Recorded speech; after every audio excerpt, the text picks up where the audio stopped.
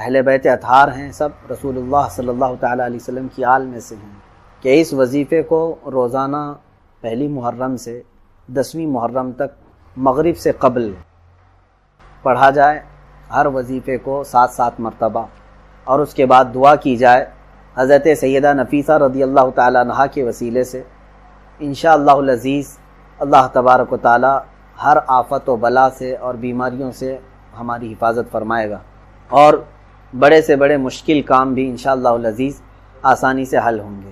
اس وظیفے میں بڑی تاثیر ہے اور برکت ہے، میں اس کو پڑھا رہا ہوں، آپ حضرات بھی روزانہ اس کو مغرب سے قبل تلاوت کرنے کی کوشش کریں اپنے گھروں میں بھی۔ اس کا طریقہ یہ ہے کہ روزانہ طاق عدد میں کھجوریں لیں، پہلے دن 3 کھجوریں، پھر دوسرے دن اس میں 2 کا اضافہ کریں، 5 کر لیں، تیسرے دن اور 2 بڑھا دیں، 7 کر لیں، اس طرح روزانہ 2 اس میں بڑھاتے رہیں، اور طاق عدد میں کھجوریں آپ کے پاس وظیفہ پڑھنے کے وقت رہیں، اور جب وظیفہ مکمل ہو جائے تو اس پر دم کر کے سب جمع کر کے رکھ لیں، اور آخری دن عاشورہ کو ان کھجوروں کا استعمال کسی شیرینی میں کر لیں، میٹھا بنا کر کے سارے گھر والے اس کا استعمال کریں، سب لوگ کھائیں۔ انشاءاللہ العزیز رب تبارک و تعالی ہمیں ان اولیاء اور سادات کی برکت سے بڑی بیماریوں سے محفوظ رکھے گا انشاءاللہ۔ شروع میں 11 مرتبہ درود پاک اور آخر میں 11 مرتبہ درود پاک ہوگی، آپ تمام حضرات 11 مرتبہ درود پاک پڑھیں۔ اللہم صلی علی سیدنا محمد وآلہ وصحبہ وبارک وسلم، اللہم صلی علی سیدنا مولانا محمد وآلہ وصحبہ وبارک وسلم، اللہم صلی علی سیدنا محمد وآلہ وصحبہ وبارک وسلم، اللہم صلی علی سیدنا محمد وآلہ وصحبہ وبارک وسلم، اللہم صلی علی سیدنا محمد وآلہ وصحبہ وبارک وسلم، اللہم صلی علی سیدنا محمد وآلہ وصحبہ وبارک وسلم، اللہم صلی علی سیدنا محمد وآلہ وصحبہ وبارک وسلم، اللہم صلی علی سیدنا محمد وآلہ وصحبہ وبارک وسلم، اللہم صلی علی سیدنا محمد وآلہ وصحبہ وبارک وسلم، اللہم صلی علی سیدنا محمد وآلہ وصحبہ وبارک وسلم، اللہم صلی علی سیدنا محمد وآلہ وصحبہ وبارک وسلم، صلاۃ و سلام علیک یا رسول اللہ صلی اللہ تعالی علیہ وسلم۔ میں ایک سوال آپ سے پوچھنا چاہتا ہوں کہ کیا آپ کے دل و دماغ کے اندر نیا سال کیسے گزارا جائے، آنے والا سال کیسے گزارا جائے، اس کے حوالے سے کچھ منصوبہ بندی، کچھ سوچ، کچھ فکریں اور کچھ پلان آپ کے دل و دماغ میں ہے یا نہیں؟ اور اگر میں یہ کہوں تو غلط نہ ہوگا کہ 99% مسلمانوں کے دل و دماغ کے اندر صرف ماہ محرم کیسے گزارا جائے اس کا پلان تو ہوگا، لیکن سال پورا کیسے گزارا جائے اس کے حوالے سے کوئی پلان نہیں ہوگا۔ اللہ کا شکر ہے کہ ماہ محرم شریف کا چاند دیکھنے کے بعد مسلمان کم و بیش یاد امام حسین رضی اللہ تعالیٰ عنہ میں 10 دنوں تک کسی حد تک گناہ سے بچنے کی کوشش کرتا ہے، اور سوچتا ہے کہ تاجدار کربلا امام علی مقام علی جدہ وعلیہ الصلاۃ والسلام نے ماہ محرم شریف کی 10ویں تاریخ کو اپنا پورا گھر بار، بچے، یہ سب کچھ قربان کر کے دین اسلام کی آبیاری فرمائی اور دین اسلام ہم تک پہنچایا۔ تو جس طریقے سے امام حسین رضی اللہ تعالیٰ عنہ نے شہادت کا جام نوش فرما کر دین اسلام کی صحیح تصویر ہمارے سامنے رکھی، اگر ہم اس دین اسلام کے خلاف ماہ محرم الحرام کے اندر ابتدائی 10 دنوں میں گناہ کریں گے تو امام حسین ہم سے ناراض ہو جائیں گے۔ تو میں ایک سوال آپ سے پوچھنا چاہتا ہوں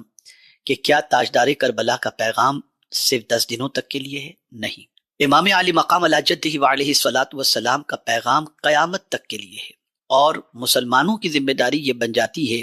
کہ مسلمان اپنے گزشتہ سال کا پورا احتساب کرے کہ سن 1444 ہجری اس نے کس طریقے سے گزاری، کیا عبادت کے اندر بہتری آئی، کیا علم کے سلسلے میں اس نے پیش رفت کی، کیا معاشی اعتبار سے خوشحالی کی طرف اس نے قدم بڑھائے، کیا آوارگی اور فحاشی سے اس نے توبہ کر کے اپنے دامن کو گناہوں سے بچانے کی کوشش کی، کیا امت مسلمہ کی ترقی کے سلسلے میں اس نے کوئی قدم اٹھایا، کیا ملک کی ترقی کے سلسلے میں اس نے کوئی اسٹیپ اٹھایا؟ تو میں یہ سمجھتا ہوں کہ ہمارے پاس نہ احتساب کا وقت ہے نہ منصوبہ بندی کا وقت ہے۔ لیکن میں نے یہ چاہا کہ آج نئے سال کے آغاز سے پہلے میں کچھ باتیں آپ کی سماعتوں کے حوالے کر دوں، شاید کہ آپ کچھ منصوبہ بنا سکیں، اسے تحریری شکل دے کر اس کو اپنی زندگی کے اندر نافذ کرنے کی کوشش کر سکیں۔ آئیے ہم نئے سال کے آغاز سے پہلے اپنے آپ کو ان چیزوں کے لیے تیار کر لیں، شاید کہ نیت کے مطابق اللہ عز و جل ہمیں اگر عمل کی توفیق عطا فرمائے گا تو انشاءاللہ العظیم اس عمل کے ثمرات ہمیں اللہ عز و جل دونوں جہاں میں عطا فرمائے گا۔ سب سے پہلے آپ دیکھیں ماہ محرم شریف کے حوالے سے کیا فرمان ہے قرآن مقدس کا۔ تو اللہ عز و جل نے ارشاد فرمایا ان عدت الشہور عند اللہ 12 شہرا فی کتاب اللہ یوم خلق السماوات والارض منها 4 حرم ذالک الدین القیم فلا تظلموا فیہن انفسکم۔ بے شک مہینوں کی گنتی اللہ کے نزدیک 12 مہینے ہیں اللہ کی کتاب میں، جب سے اس نے آسمان و زمین بنائے، اور ان میں سے 4 حرمت والے مہینے ہیں۔ 4 مہینوں کو اللہ نے حرمت عطا فرمائی۔ اب آپ اس چیز کو اچھی طریقے سے ذہن میں رکھیں کہ ان 4 مہینوں کا احترام کرنا، ان 4 مہینوں کے اندر اپنے آپ کو کیا چیز سے روکنا ہے، اس کے حوالے سے بھی قرآن مقدس میں رب نے فرمایا فَلَا تَظْلِمُوا فِيهِنَّ أَنفُسَكُمْ، تم اپنی جان پر ان 4 مہینوں میں ظلم نہ کرو،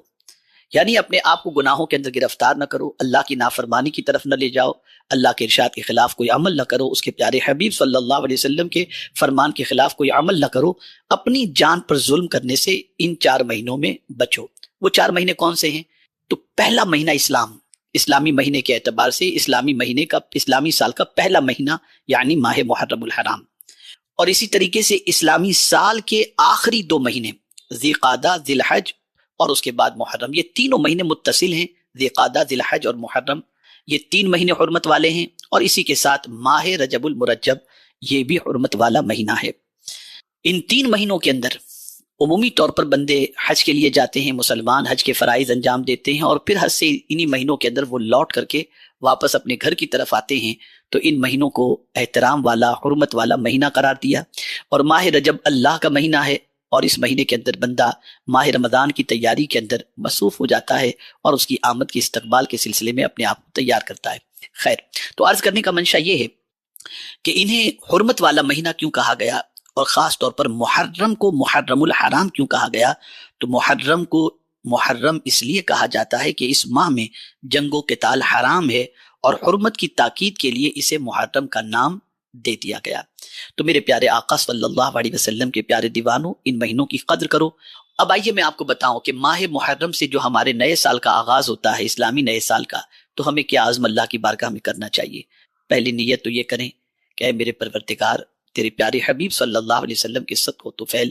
مجھے ان ماہ مبارک ہی میں نہیں پوری زندگی گناہوں سے بچنے کی توفیق عطا فرما، میں اپنے دامن کو گناہوں سے بچا سکوں، اور پھر خود اپنے آپ کے دل میں یہ پختہ ارادہ بھی کریں کہ صرف زبان سے آپ اللہ کی بارگاہ میں دعا نہ کریں گے، بلکہ پوری جد و جہد کے ساتھ اپنے آپ کو گناہ سے بچانے کی کوشش کریں گے، جیسا کہ رب نے فرمایا فَلَا تَظْلِمُوا فِيهِنَّ أَنفُسَكُمْ۔ اسی کے ساتھ نماز 5 وقتہ کا ارادہ اور عزم مصمم کریں کہ 1 وقت کی نماز انشاءاللہ قضا نہیں کریں گے۔ اسی کے ساتھ ساتھ اپنے علمی گراف کا جائزہ لیں اور دیکھیں کہ آپ کے پاس علم دین اور علم دنیا کتنا ہے، اپنے آپ کو علمی اعتبار سے آراستہ کرنے کے سلسلے میں عزم کریں۔ اسی کے ساتھ والدین کے ساتھ اس نے سلوک کے سلسلے میں عزم کریں۔ اسی کے ساتھ قرآن مقدس کی تلاوت کے سلسلے میں عزم کریں کہ انشاءاللہ العظیم ہر مہینے یا 3 مہینے میں ایک قرآن مقدس ختم کروں گا۔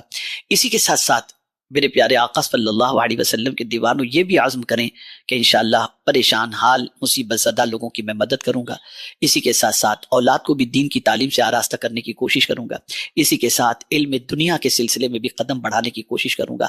اور خاص طور پر اپنا تعلق اپنے رب اور اس کے پیارے حبیب صلی اللہ علیہ وسلم سے اور قرآن مقدس سے مضبوط تر کرنے کی انشاءاللہ کوشش کروں گا۔ اور یہاں پر ایک بات میں عرض کر دوں کہ اگر تاجدار کربلا امام حسین رضی اللہ المولا تبارک و تعالی عنہ نے کربلا کے میدان میں اتنی تکلیفوں کو سہ کر سب کچھ لٹانے کے لیے انہوں نے ارادہ کیا تھا، یہ صرف اس توکل کا نتیجہ تھا جو ان کا اللہ عز و جل پر تھا، اور ساتھ ہی ساتھ رب سے، اس کے پیارے حبیب صلی اللہ علیہ وسلم سے اور قرآن سے جو ان کا گہرا تعلق تھا، اس تعلق کی بنیاد پر وہ جانتے تھے کل من علیہا فان ویبقى وجہ ربک ذو الجلال والاکرام۔ اور اسی کے ساتھ ساتھ وہ یہ بھی جانتے تھے کہ جب ہر چیز فنا ہو جائے گی اور باقی رہنے والی ذات اللہ کی ہے، تو وہ جانتے تھے کہ میں بھی ایک دن اس دنیا سے کچھ کر جاؤں گا، لیکن اس سے اچھا کیا ہے کہ اس اللہ عز و جل کی راہ کے اندر جان دے کر ہمیشہ کی زندگی پا جاؤں۔ تو میرے پیارے آقا صلی اللہ تعالی علیہ وسلم کے پیارے دیوانوں، یہ جذبہ، یہ جو ہے آپ کے دل کے اندر حوصلہ جو پیدا ہوا، یہ تعلق بالقرآن کی بنا پر، تعلق بالرسول کی بنیاد پر، اور تعلق باللہ کی بنیاد پر، اور فکر آخرت کی بنیاد پر۔ ہماری پوزیشن یہ کہ ہم چھوٹی سی قربانی اللہ کی رضا کے لیے دینے کو تیار نہیں، اور وہ اتنی بڑی قربانی دے گئے تو آپ نے کبھی اس کے اسباب کی تلاش کرنے کی کوشش نہیں کی، لیکن جب اسباب تلاش کریں گے تو پتہ چلے گا کہ یہ ساری چیزیں عمل بالقرآن کی بنیاد پر ان کی زندگی سے نمایاں ہوئی۔ تو ہم ان ساری چیزوں کا عزم کریں اور انہی عزم مصمم کے ساتھ خاص طور پر فحاشی کے سیلاب میں، بے حیائی کے سیلاب میں غرق ہونے سے بچنے اور ڈوبنے سے بچنے کے سلسلے میں اللہ کی بارگاہ میں دعا کریں اور اپنی زندگی کو بہت اچھی طریقے سے اخلاق سے، علم سے، عمل سے آراستہ کرنے کی کوشش کریں، اور یہ کوشش کریں کہ یہ سال ماضی کے سارے سالوں کے کیے ہوئے گناہوں کا کفارہ بن جائے اور اس سال میں ہمارا تعلق باللہ اور تعلق بالرسول مضبوط ہو جائے۔ خاص طور پر میں کچھ عمل ہیں محرم کی پہلی شب سے لے کر عاشورے تک کے لیے، تو میں ان اعمال کو آپ کی سماعتوں کے حوالے کر دوں، ممکن ہو تو اسے بھی کرنے کی کوشش کریں۔ فرمایا گیا جو شخص محرم کی پہلی شب سے شب عاشورہ تک روزانہ بعد نماز عشاء کلمہ توحید 100 مرتبہ پڑھے تو یہ پڑھنا اس کا گناہوں کو بخشوانے کے لیے بہت افضل ہے۔ اللہ عز و جل کلمہ توحید کے پڑھنے کی بنیاد پر انشاءاللہ گناہوں کو معاف فرما دے گا۔ اسی طریقے سے جو شخص محرم کی پہلی رات سے شب عاشورہ تک عشاء کی نماز کے بعد اول و آخر درود شریف کے ساتھ 100 مرتبہ یہ دعا پڑھے تو یہ دعا پڑھنا اس کے لیے افضل ہے۔ بسم اللہ الرحمن الرحیم، اللہم لا مانع لما اعطیت ولا معطی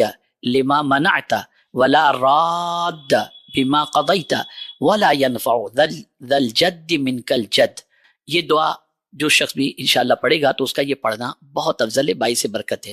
اور اسی کے ساتھ ساتھ انشاءاللہ یوم عاشورہ سے متعلق پھر عرض کیا جائے گا، لیکن جو ہے وہ ایک عمل بتا دوں، یوم عاشورہ کو کسی وقت باوضو ہو کر 70 ٹائمز 70 مرتبہ حسبی اللہ و نعم الوکیل پڑھے، انشاءاللہ اس کی برکتیں آپ کو اللہ عز و جل دونوں جہاں میں عطا فرمائے گا۔ معزز سامعین کرام، یہ مختصر سا پیغام آپ کی سماعتوں کے حوالے میں نے کیا۔ میں امید کرتا ہوں کہ اللہ کی بارگاہ میں توبہ و استغفار کر کے اللہ کو راضی کرنے کی ہم سب کوشش کریں گے اور عزم کریں گے کہ آنے والا سال ہمیں دامن کو گناہوں سے بچانے کے ساتھ ساتھ اللہ کی بندگی کی توفیق کے ساتھ ساتھ اللہ سے تعلق، اس کے رسول صلی اللہ علیہ وسلم سے تعلق، اور اسی کے ساتھ قرآن مقدس سے تعلق اور صحابہ اور اہل بیت کی محبت ہمارے دلوں میں ضرور پیدا فرمائے، اور ہم اپنی زندگی کو جس طریقے سے دعا کرتے ہیں اہدنا الصراط المستقیم صراط الذین انعمت علیہم، اور پھر انعم اللہ علیہم من النبیین والصدیقین والشہداء والصالحین، یہ جو انعام یافتہ بندے ہیں ان کے راستے پر چلانے کی کوشش کریں گے، اور جس طرح سے ہم پڑھتے ہیں غیر المغضوب علیہم ولا الضالین، تو ہم ان لوگوں کے راستوں پر چلنے سے پرہیز کریں گے جن پر اللہ نے غضب نازل فرمایا اور جو گمراہ ہوئے۔ اللہ کرے کہ ہماری زندگی قانون الہی اور قانون رسول صلی اللہ علیہ وسلم کے سانچے میں ڈل جائے اور ہم اپنے رب کی بندگی کر کے